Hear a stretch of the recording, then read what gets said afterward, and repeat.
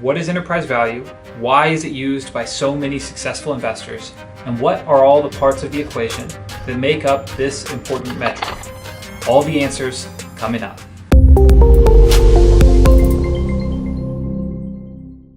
It makes me so happy to know that you're watching this video. I'm excited for you to take this small step on your path to building your rapidly growing, highly diversified net worth, one video at a time. The most straightforward way to value a company is by multiplying its share price by the total number of shares outstanding. This gives you what is called a company's market capitalization, or market cap for short.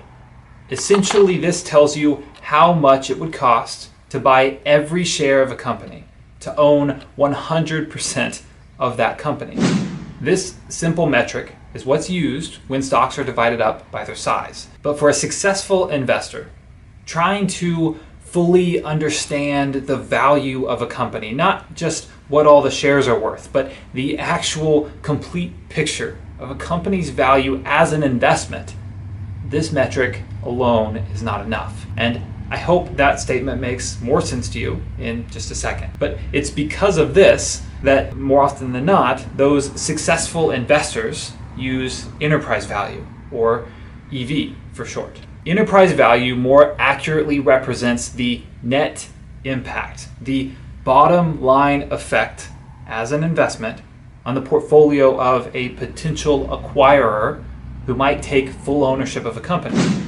So if you're buying shares in a company, actually becoming part owner in that company, that's really how you should think about it, because that's what it is. Knowing what you would be out of pocket if you could just take over and purchase the whole entire thing, not a bad perspective, putting yourself in the shoes of a potential acquirer, that's valuable information, right? For your investment decision. It's at least a more realistic representation than market cap of the value the market is actually currently assigning to the company in question. 5 variables go into this calculation. And when you think about each one, it's obvious why EV is more comprehensive and useful than the traditional market cap. You start where we've already started, with the company's market cap, what you would need to have, what you would need to pay to buy 100% of the shares outstanding, becoming 100% owner of the company.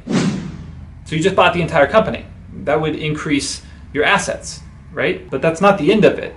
That's not the only effect this acquisition will have on your financial situation. If you're now 100% owner of the company, you also now own 100% of its debts, both long and short term.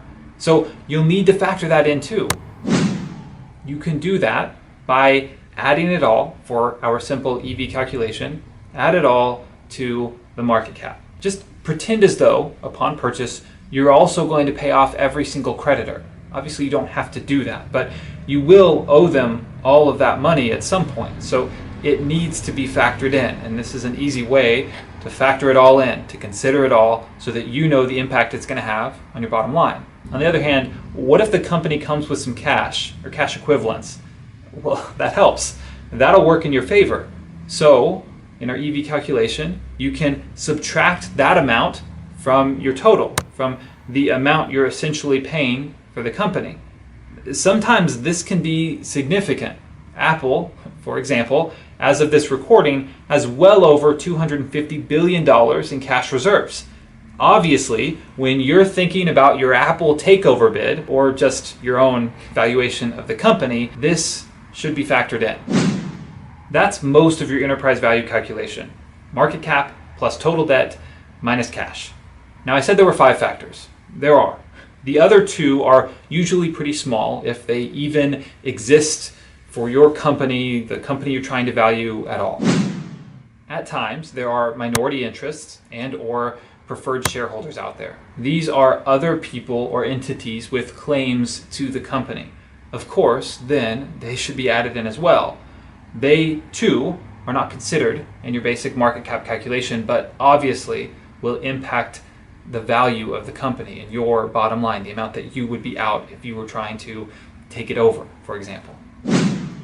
So there you have it, a simple way to gain a clearer, more complete picture of the actual value of a company. Market cap plus minority interest plus preferred shares plus total debt minus cash equals enterprise value. And enterprise value comes up a lot in the ratios used to compare and assess the fair value of different companies. We'll be exploring some of those ratios as well as other important metrics as we continue to build out your rapidly growing, highly diversified net worth. So if you're new here and that's something you're working towards as well, don't forget to subscribe and click that notification bell so that you don't miss a thing. If you found this video helpful, then click that like button and share it with others who you think might benefit. Whatever you do, don't stop learning. These videos are great. I hope to see you there. Take care.